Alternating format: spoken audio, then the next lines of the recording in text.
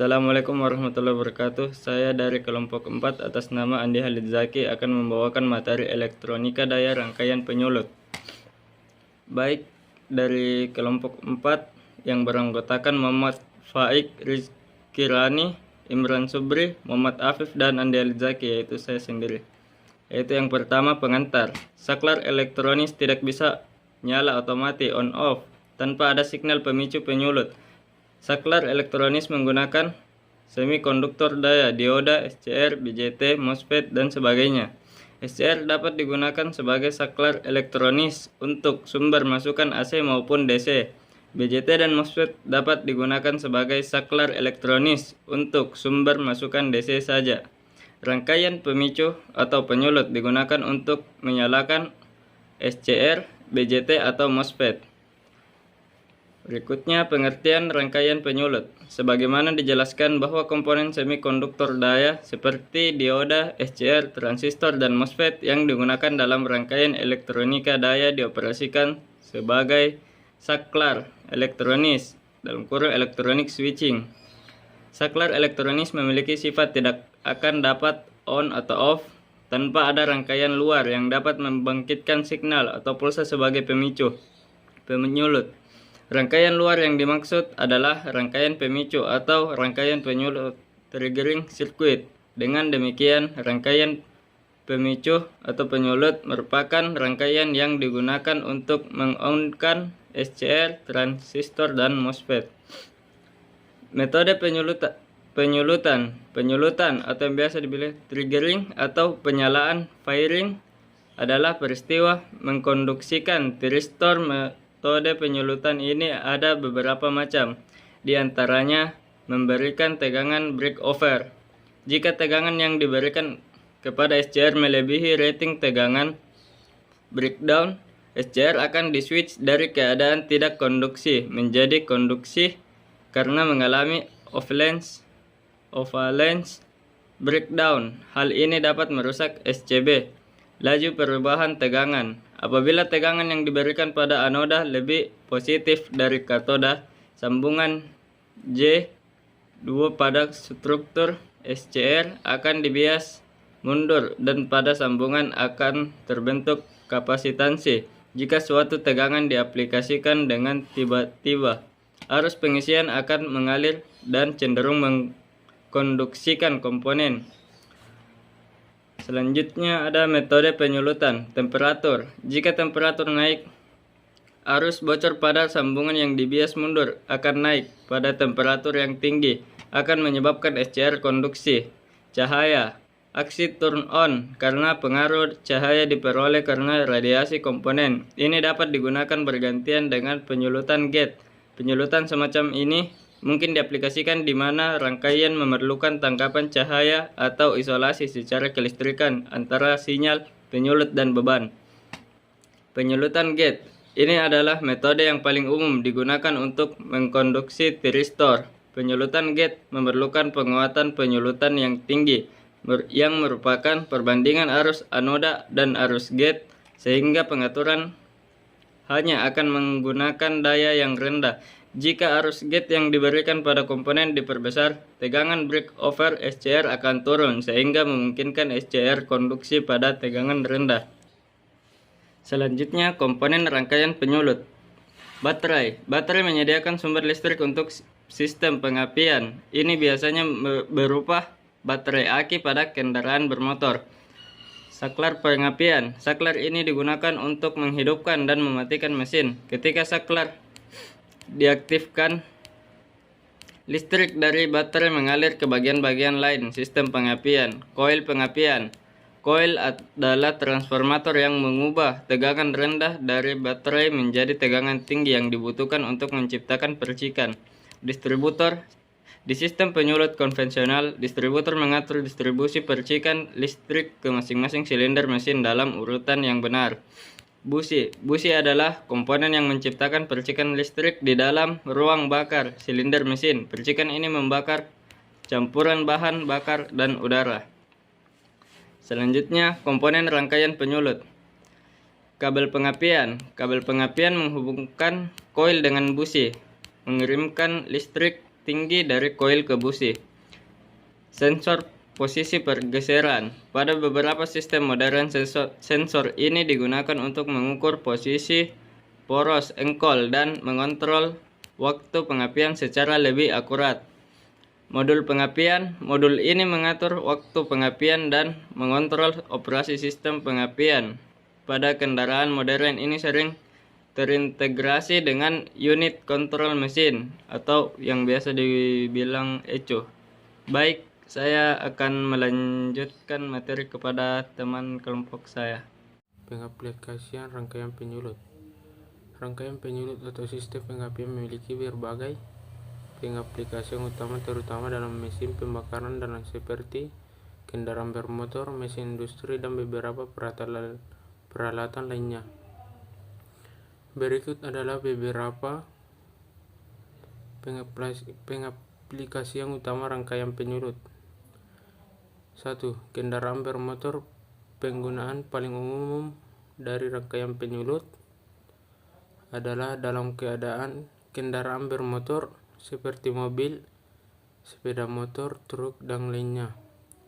Sistem pengapian digunakan untuk menghidupkan mesin kendaraan dengan menghasilkan percikan listrik yang membakar campuran bahan bakar dan udara di dalam silinder mesin. 2. Mesin industri. Mesin industri yang menggunakan mesin pembakaran dalam seperti generator listrik, mesin konstruksi, atau mesin pertanian juga menggunakan sistem pengapian untuk memulai dan mengoperasikan mesin ini. Generator darurat. Generator darurat sering menggunakan sistem pengapian untuk memulai mesin ketika diperlukan.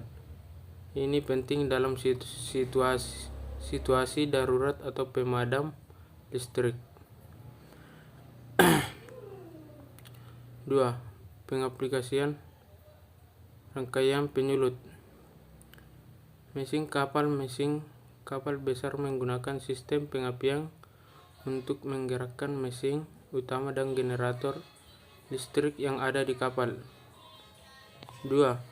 Alat berat seperti ekskavator, bulldozer, dan traktor juga menggunakan sistem pengapian untuk mengoperasikan mesinnya. 3. Mesin-mesin industri kecil. Mesin-mesin industri kecil seperti pemotong rumput berbahan bakar bensin atau mesin pemotong beton juga menggunakan rangkaian penyulut mesin pembangkit listrik. Sistem pengapian digunakan dalam mesin pembangkit listrik yang menggunakan mesin pembakaran dalam seperti generator listrik pada pembangkit listrik tenaga uap atau pembangkit listrik tenaga diesel. Mesin pesawat. Mesin pesawat juga memiliki sistem pengapian khusus untuk memastikan mesin dapat dihidupkan dan beroperasi dalam penerbangan. Sekian, terima kasih. Baik, saya akan melanjutkan materi. Prinsip penyulutan. BJT atau MOSFET merupakan komponen yang hanya dapat dioperasikan sebagai switching atau controlling saja, sedangkan operasi converting tidak bisa dilakukan. BJT dan MOSFET hanya bisa untuk pengaturan sumber DC menjadi DC saja, sehingga untuk pengaturan sumber AC menjadi DC atau sebaliknya tidak dapat dilakukan.